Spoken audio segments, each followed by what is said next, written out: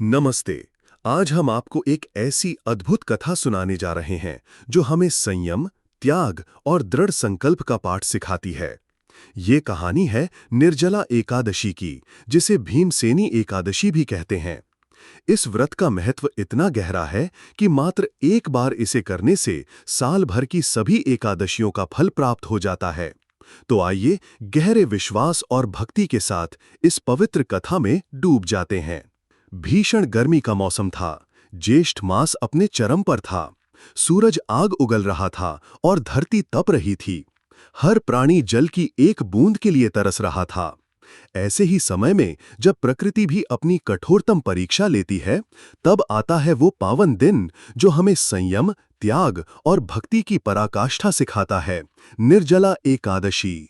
ये केवल एक धार्मिक अनुष्ठान नहीं है, बल्कि एक ऐसा व्रत है जो हमारे मन, शरीर और आत्मा को शुद्ध करता है। हिंदू धर्म में एकादशी का व्रत भगवान विष्णु को समर्पित है और हर एकादशी अपने आप में एक विशेष महत्व रखती है। पर निर्जला एकादशी का महत्व कुछ और ही है, कुछ ऐसा जो इसे वर्ष की सभी एकादशियों में सर्वश्रेष्ठ बनाता है। यह व्रत न केवल धार्मिक दृष्टि से महत्वपूर्ण है, बल्कि मानसिक और शारीरिक स्वास्थ्य के लिए भी अत्यंत लाभकारी है। इस व्रत का नाम ही इसकी पहचान है, निर्जला, यानी बिना जल के। ये एक ऐसा तप है जहां व्रती अन्न तो क्या, जल की एक बूंद भी ग्रहण नहीं करता। कल्पना कीजिए उस तपस्या की, उस दृढ़ संकल्प की, जब गला सूख रहा हो, होंठ फट रहे हों, और फिर भी आपका मन भगवान के चरणों में लीन हो। ये कठिन तप और साधना के समान महत्व रखता है और इसीलिए इसका फल भी उतना ही महान है। इस अद्भुत व्रत की कथा हमें सदियों पीछे महाभारत काल में ले जाती है। धर्मराज युधिष्ठिर अपने भाइयों, माता कुंती तथा धर्मपत्नी द्रौपदी के साथ हस्तिनापुर में निवास कर रहे थे। वे सभी धर्मपरायण थे और भगवान श्री कृष्ण तथा महर्षि वेदव्यास के वचनों का पालन करते थे। सभी पांडव नियमित रूप से एकादशी का व्रत करते थे और अपने जीवन को धर्म के मार्ग पर चलाकर मोक्ष की प्राप्ति चाहते थे। पांडवों में सबसे बलशाली भीमसेन अपने अदम्य शौर्य और असीमित भूख के लिए विख्यात थे। उन्हें वृकोदर भी कहा जाता था, जिसका अर्थ है भेड़िए जैसा पेट, क्योंकि उनकी जठराग्नि इतनी तीव्र थी कि वे सामान्य व्यक्ति से कहीं अधिक भोजन ग्रहण करते थे। जब ज्येष्ठ मास की शुक्ल पक्ष की एकादशी आई, तो सभी पांडवों ने माता कुंती और द्रौपदी सहित व्रत रखने का संकल्प लिया। उन्होंने अन्न जल त्याग दिया, पर भीमसेन के लिए ये अत्यंत कठिन था। भीमसेन का पेट वृक नामक अग्नि से सदा प्रज्वलित रहता था, जिसके कारण उन्हें हर क्षण तीव्र भूख का अनुभव होता था। उन्होंने अपने परिजनों को देखा जो बड़ी श्रद्धा से व्रत कर रहे थे और उनके मन में भी धर्म का पालन करने की तीव्र इच्छा थी। वे जानते थे कि एकादशी का व्रत कितना पुण्यदायी होता है और उन्हें भी मोक्ष की अभिलाषा थी, पर उनकी भूख उन्हें व्याकुल कर रही थी। उन्होंने सोचा, मैं युद्ध में बड़े बड़े योद्धाओं को परास्त कर सकता हूँ, भीमकाय राक्षसों से युद्ध कर सकता हूँ, पर यह भूख नामक अग्नि मुझे परास्त कर रही है। यदि मैं भोजन नहीं करूंगा तो शायद जीवित ही न रहूं। इसी असमंजस की स्थिति में पांडवों ने परम ज्ञानी, वेद वेदांगों के ज्ञाता, शास्त्रों के मर्मज्ञ महर्षि वेदव्यास से मार्गदर्शन मांगा। महर्षि व्यास अपनी शांत, गंभीर मुद्रा में बैठे थे। उनकी आंखों में असीम ज्ञान और करुणा झलक रही थी। भीमसेन ने विनम्रतापूर्वक महर्षि के चरणों में प्रणाम किया और अपनी संपूर्ण व्यथा सुनाई। भीमसेन ने कहा, हे महामुनि, परम बुद्धिमान पितामह, मेरी बात सुनिए। मेरे भाई धर्मराज युधिष्ठिर, माता कुंती, द्रौपदी, अर्जुन, नकुल और सहदेव ये सभी एकादशी को कभी भोजन नहीं करते। वे मुझसे भी हमेशा यही कहते हैं कि भीमसेन तुम भी एकादशी को न खाया करो, परंतु मैं उन लोगों से यही कहता हूँ कि मुझसे तीव्र भूख नहीं सही जाएगी। मेरे उदर में वृक नामक अग्नि सदा प्रज्वलित रहता है, अतः जब मैं बहुत अधिक खाता हूँ तभी ये शांत होती है। इसलिए महामुनि, मैं पूरे वर्ष भर में केवल एक ही उपवास कर सकता हूँ।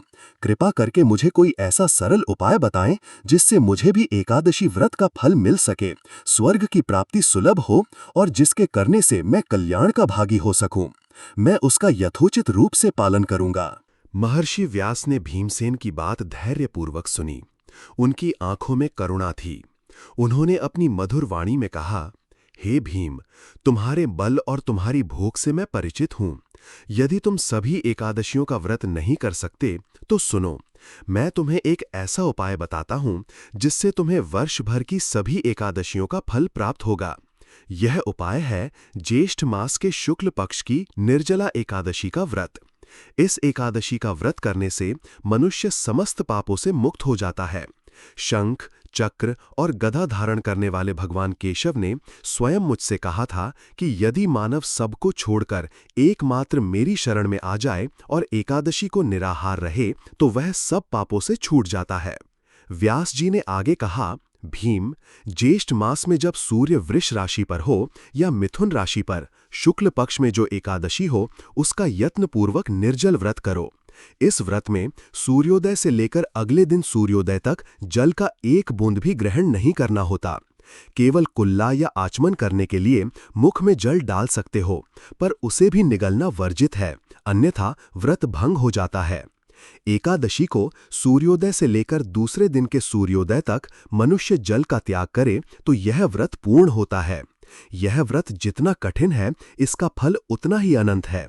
जो व्यक्ति निष्ठापूर्वक इस व्रत का पालन करता है, उसे वर्ष भर की जितनी भी एकादशियां होती हैं, उन सब का फल इस एक निर्जला एकादशी से मनुष्य प्राप्त कर लेता है, इसमें तनिक भी संदेह नहीं है। भीमसेन ये सुनकर आश्चर्यचकित रह गए। एक ही व्रत से इतना फल? उन्होंने सोचा, यदि यह एक व्रत मुझे मेरे पापों से मुक्ति दिलाकर स्वर्ग पहुंचा सकता है, तो मैं इस कठिन तपस्या को अवश्य करूंगा। यद्यपि यह अत्यंत कठिन था, पर स्वर्ग प्राप्ति की अभिलाषा और पापों से मुक्ति की चाह ने उनके मन में दृढ़ संकल्प भर दिया। उन्होंने तत्काल महर्षि व्यास के वचनों को स्वीकार कर लिया और निर्जला एकादशी का व्रत करने का निश्चय किया। व्यास जी ने आगे कहा, कुंती नंदन, इस व्रत में केवल जल त्यागना ही महत्वपूर्ण नहीं है, बल्कि मन पर संयम रखना भी उतना ही आवश्यक है। दिन भर कम बोलना चाहिए, हो सके तो मौन रहने की कोशिश करें। दिन भर न सोएं, क्योंकि निद्रा भी आलस्य का प्रतीक है। ब्रह्मचर्य का पालन करें, झूठ न बोलें, किसी पर क्रोध न करें और किसी भी प्रकार के विवाद में न पड़ें। यह व्रत शरीर को नई ऊर्जा देता है और मन को एकाग्रता सिखाता है, इंद्रियों पर नियंत्रण दिलाता है। व्यास जी ने आगे कहा, निर्जला एकादशी के दिन सुबह स्नान करके स्वच्छ वस्त्र धारण करने चाहिए। भगवान विष्णु की श्रद्धापूर्वक पूजा करनी चाहिए और उनके मंत्रों का जप करना चाहिए। इस दिन जल में शयन करने वाले भगवान विष्णु का ध्यान करना चाहिए। इस एकादशी पर श्रद्धालु स्त्री पुरुषों के लिए जो विशेष दान और कर्तव्य विहित हैं, उन्हें सुनो। सबसे महत्वपूर्ण दान इस दिन जल का दान है। भीषण गर्मी में प्यासे को जल पिलाना साक्षात ईश्वर की सेवा है। विधि पूर्वक जल कलश का दान, स्वर्ण का दान, वस्त्रों का दान, गौ का दान, सामान्य गाय या घी से बनी गाय का दान भी किया जा सकता है। और गर्मी से राहत दिलाने वाली वस्तुएं जैसे पंखा, छाता, चप्पल या जूते का दान श्रेष्ठ माना जाता है। जो श्रेष्ठ तथा सुपात्र ब्राह्मण को जूता दान करता है, वह सोने के विमान पर बैठकर स्वर्ग लोक में प्रतिष्ठित होता है। इस दिन दक्षिणा और कई तरह की मिठाइयों से ब्राह्मणों को संतुष्ट करना चाहिए।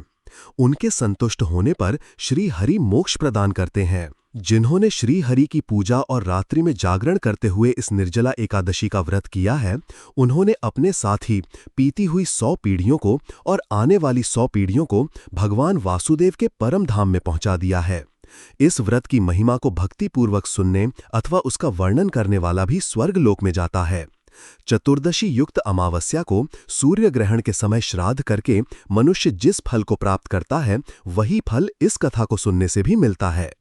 इस प्रकार महाबली भीमसेन ने महर्षि वेदव्यास के बताए अनुसार निर्जला एकादशी का व्रत किया।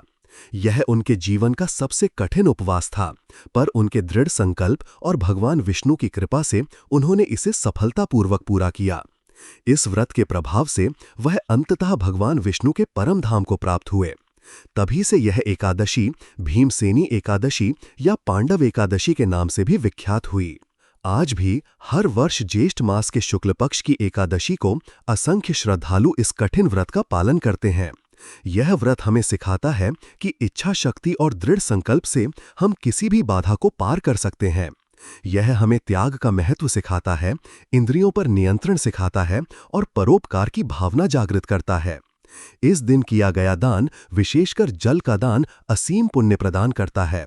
तो आइए हम भी इस पावन निर्जला एकादशी के दिन अपनी श्रद्धा और सामर्थ्य के अनुसार दान करें, संयम का पालन करें और भगवान विष्णु के आशीर्वाद के भागी बने। सभी पापों से मुक्त होकर आनंदमय पद को प्राप्त करें। हर हर महादेव।